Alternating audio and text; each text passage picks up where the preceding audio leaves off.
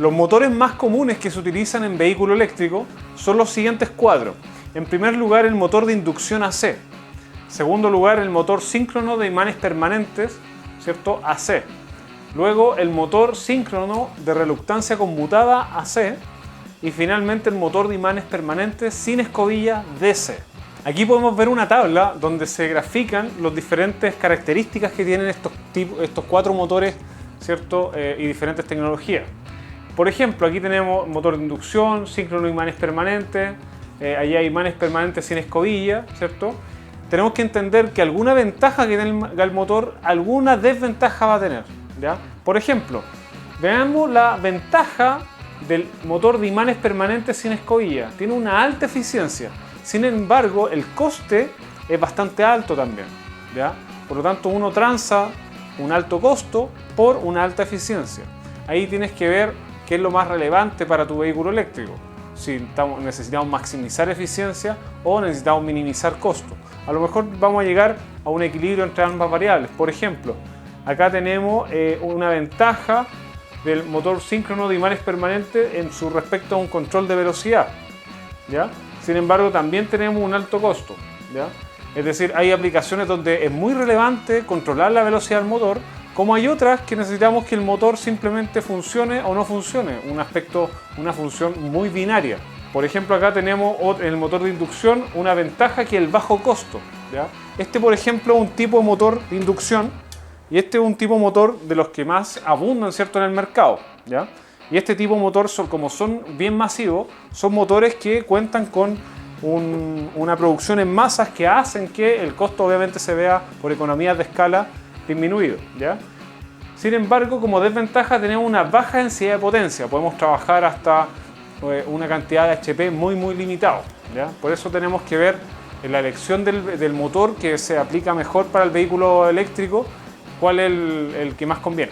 Aquí podemos ver un gráfico que representa una característica muy relevante de los motores, que es la eficiencia, ¿ya?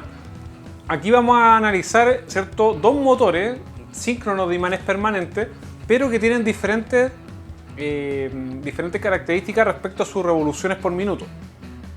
Esta curva celeste es un motor de 2400 RPM y en la curva roja es un motor de 1800 RPM. Aquí podemos ver en el eje, ¿cierto?, X de RPM y en el eje Y la eficiencia del motor. Si se fijan, ambos motores tienen la mínima eficiencia en el punto partida, ¿ya? O tiende a ser el punto partida de a baja RPM, tiene baja eficiencia. Sin embargo, comparativamente un motor a combustión sigue siendo una eficiencia magnífica. Es decir, por ejemplo, el motor de 2400 RPM tiene el orden de 85% de eficiencia. Es muy atractivo. Y el de motor de 1800 RPM, el orden de 65% de eficiencia. Sigue siendo bastante bueno y es más del doble que el motor a combustión. Recordemos que el motor a combustión tiene una eficiencia máxima del orden de 20-25%, ¿ya? Por lo tanto, ya hay una gran ganancia relativa. Ahora, comparativamente entre ambos motores, podemos ver que parten con una eficiencia y a medida que aumenta sus revoluciones por minuto, ¿cierto?, llegan a su línea máxima de eficiencia. El motor eléctrico, contrario al motor a combustión, recordemos que el motor a combustión tiene una curva donde la eficiencia máxima se alcanza en un punto, ¿ya? Es un punto, un par ordenado bien particular entre torque y revoluciones por minuto y otras condiciones anexas que hacen que el motor a combustión alcance su máxima eficiencia, mientras que el motor eléctrico alcanza una línea de alta eficiencia. Si ustedes se fijan entre esta zona y esta zona, prácticamente la eficiencia es la misma, es decir, tenemos un continuo donde podemos obtener una gran eficiencia del motor, ¿ya? Esa ya es una gran característica diferenciadora entre el motor a combustión y el motor eléctrico. Aquí podemos ver dos gráficos característicos de una tecnología que es el motor, ¿cierto?, síncrono de imanes permanentes. Este motor, al igual que muchos otros motores eléctricos, tienen, si se fijan en este gráfico de torque RPM, tienen su torque máximo desde el inicio, es decir, desde el pic de partida tienen su disponibilidad de torque máximo. En este caso, por ejemplo, tiene un pic del orden de 310 Nm, ¿cierto?, y un continuo de 210 Nm más o menos, ¿ya? A diferentes tensiones se comportan diferentes, sin embargo, ¿cierto?, estas son líneas de diferentes tensiones. Tomemos cualquier línea, por ejemplo esta. Aquí nos podemos dar cuenta que al aumentar la RPM, imaginemos una RPM de 10.000 revoluciones por minuto, que es bastante, o sea, lo típico de un motor eléctrico es del orden de 3.000, 2.500 RPM, nos damos cuenta, ¿cierto?, que el torque disponible va disminuyendo, ¿ya? Esta es una de las características de este tipo de motor. Y en este segundo gráfico podemos ver, ¿cierto?, en el eje Y potencia en kilowatt y en el eje X las revoluciones por minuto. ¿Qué es lo que sucede con este gráfico? Tenemos el pic de potencia de nuestro motor eléctrico. Imaginemos, tomemos una línea de 200 volts continuo. Tenemos nuestro pic de potencia entre 2000 y 4000 RPM. Luego de esas revoluciones por minuto, la potencia empieza a disminuir con una pendiente lineal. Ahora bien, si nosotros, al igual que en el gráfico de torque, aumentamos nuestra tensión, ¿cierto?, en esta configuración eléctrica, podemos aumentar también las potencias máximas a alcanzar. Recordemos que aquí hay fenómenos electromagnéticos que hay detrás, donde si aumentamos la tensión del sistema, bajamos las corrientes y todo el sistema también tiende a ser mucho más eficiente.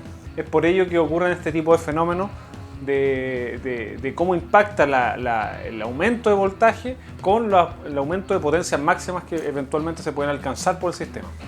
Aquí podemos ver dos comparaciones de un motor a combustión aplicado a un Nissan de una cilindrada 1.6 versus un vehículo eléctrico de semejantes características que un Nissan Leaf, ¿ya?, en esta curva roja.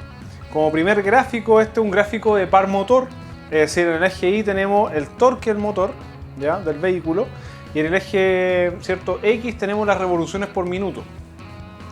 Como podemos ver en este vehículo, el Nissan Leaf, un vehículo 100% eléctrico, podemos disponer inmediatamente desde 0 RPM del máximo torque que nos entrega el vehículo. Sin embargo, ¿cierto?, en este caso desde el orden de 3000 RPM, este torque se ve, ¿cierto?, decreciente en este gráfico, ¿ya? Ahora bien, comparativamente a un Nissan de una cilindrada de 1.6, partimos con un torque muy bajo, ¿cierto? De hecho, si se fijan, hay un desfase entre 0 a casi 1000 RPM, porque esta es la condición de ralentí del vehículo, ¿ya? Desde cierta RPM, recién ahí podemos disponer de cierta cantidad de torque, del orden de 70 Nm más o menos. Luego empieza a aumentar, aumentamos las revoluciones por minuto y recién, ¿cierto?, más o menos por este punto de 4000, 5000, más o menos aproximadamente, disponemos del torque máximo, ¿ya? ¿Qué significa esto? Usted al circular por sus vehículos a 4000, 5000 RPM, si se recuerdan el instante de conducción a esa RPM, nos vamos a dar cuenta que es una condición muy adversa, ya que el vehículo, ¿cierto?, el motor va a sonar mucho y va a estar en una condición de bastante baja eficiencia, ¿ya? Por lo tanto, aquí tenemos un gran derroche energético en el motor a combustión al intentar de conseguir el máximo torque, como primer punto. Sin embargo, en el vehículo eléctrico vamos a disponer prácticamente en toda la curva de una gran eficiencia. Por otro lado, ¿qué es lo que sucede en el gráfico de potencia? Aquí tenemos la potencia en HP, ¿cierto? Y abajo tenemos revoluciones por minuto.